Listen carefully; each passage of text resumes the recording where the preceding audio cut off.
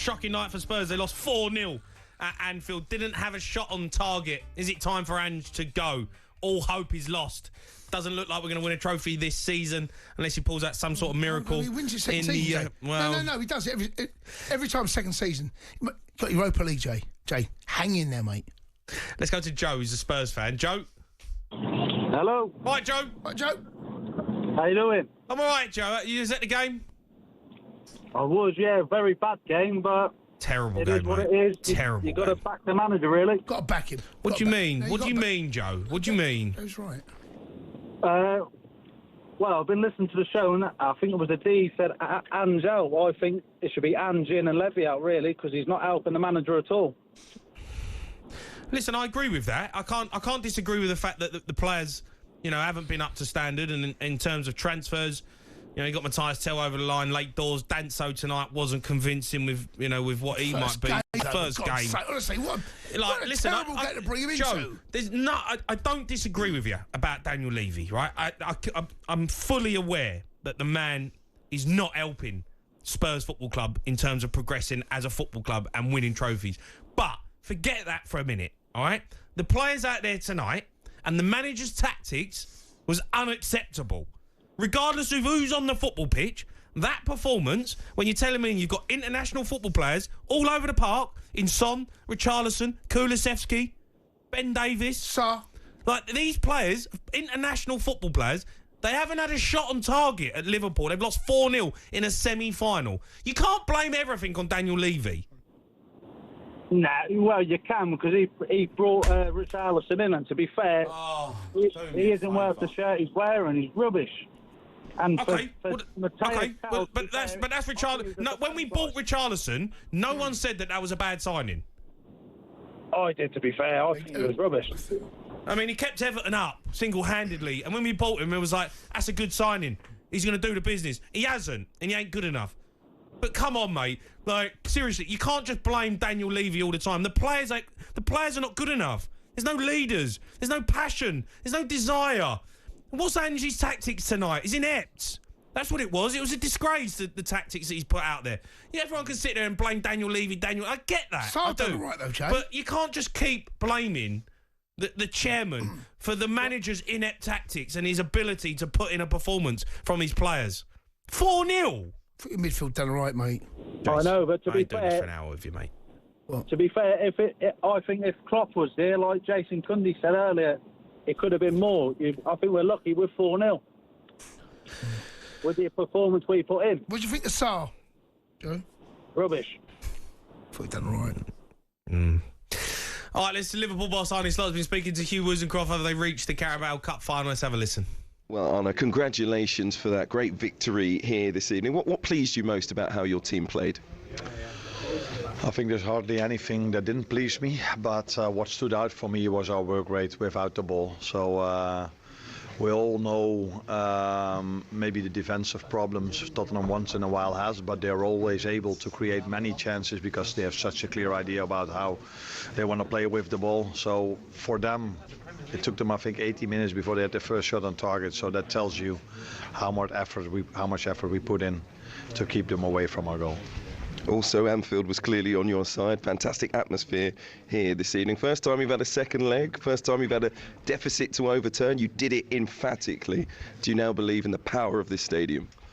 Oh, I didn't need this game to believe in the power of this stadium, but I also believe in the power of this group of players. It's very nice that we don't have to talk anymore about why we lost away at Tottenham, because we went down to 10 men when they should have had the second yellow, and we don't have to talk about that anymore. So we are in these two games so good that we can even have a bit of bad luck or a bad decision and even overturn that, and that is something that I also like a lot, that we were able to score 4 goals after being so unlucky in the away leg.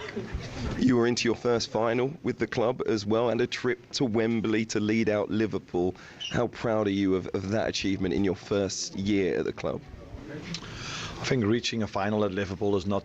It should always be special, let that be clear. But this club is also known for not only reaching it. You should win things if you are working over here, and the players understand this the coaching staff understand this as well. But we also know how difficult that is going to be because we've already faced Newcastle in a 3-3. I saw them playing yesterday, and it's a team that can play with an enormous intensity as well, like we can. So it's going to be a very, very challenging final, but we cannot be satisfied at this club by reaching a final.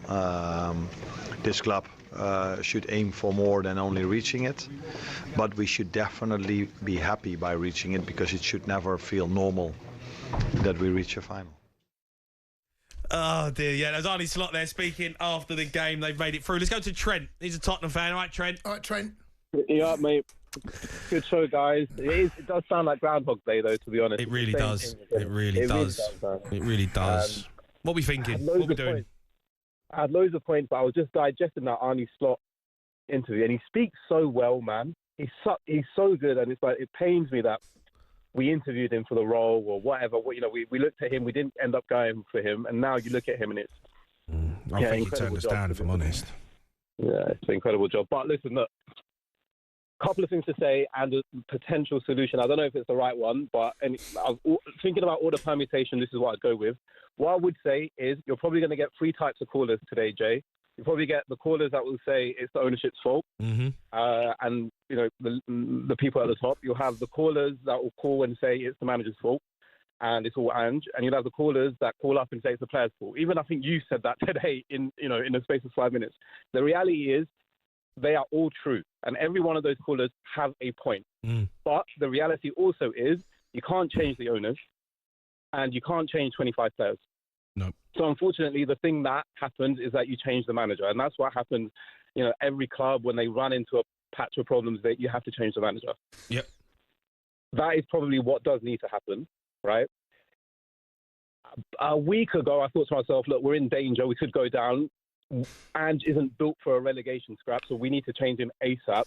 The reality is, I think one of the callers said there are 3 teams that are worse than us, so I don't think we'll go down, to be honest. So nip that in the bud. But to even to have that conversation is almost embarrassing. You're not going down. There's no Spurs going down. Look, man. Look, this whole call today, the whole show's been about who's to blame. Everyone's to blame. Like thinking about a solution now. What do we do? Right. Reality is we need to change the manager. We need to change the manager. The manager we've seen is not good enough in the big games. He craps the bed. There's another way of saying that, but that's what he does. I'm a season ticket holder, right? And I sit in the West Stand and I sit high and you can see the game, right? We are poor, man. We are tactically really, really poor, right? We can't keep someone who some people, for some reason, think plays attractive football, but we keep losing games. So we have to change the manager. We have to change the manager. Who would you bring in? Who would you bring in, Trent? This is what I was going to say. This is what I was going to say, right? I would probably bring in Iriola. Right, I would love to go and cherry pick. Bournemouth, mate. He's not leaving Bournemouth now. But this is how I would do it, Jay. Right, you can't sack the manager at the end of the season, and then try and get a manager who's already gone through planning for his new season. Right, you can't. You can't get it in summer. I would get rid of Ange now. Right. Yeah. I would try and get Iriola in the summer. I'll start working on it from now. Yeah. And then I'd give it to an interim. Right. And I wouldn't give it to Mason. We've been here before, and this is the problem with getting rid of Ange. Who are you giving it to? So I got a break. I would give it to Harry. I'd give it to Harry. Harry who? Harry Potter? Harry who? Harry Redknapp. I'd give it to Harry Redknapp because the reality is we're going to be out of the FA Cup on Sunday. Even if we're not out of the FA Cup on Sunday, I don't think he's going to win it for us. Yeah, go on. He might bring the feel-good factor, mate. You know what? I'm all for a bit of Harry Redknapp. Bring back Harry. Get him in.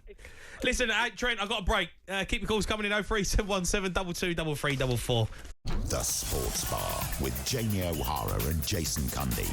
Monday to Thursday nights from 10 on AM, on DAB, via the talkSPORT app and on your smart speaker. talkSPORT.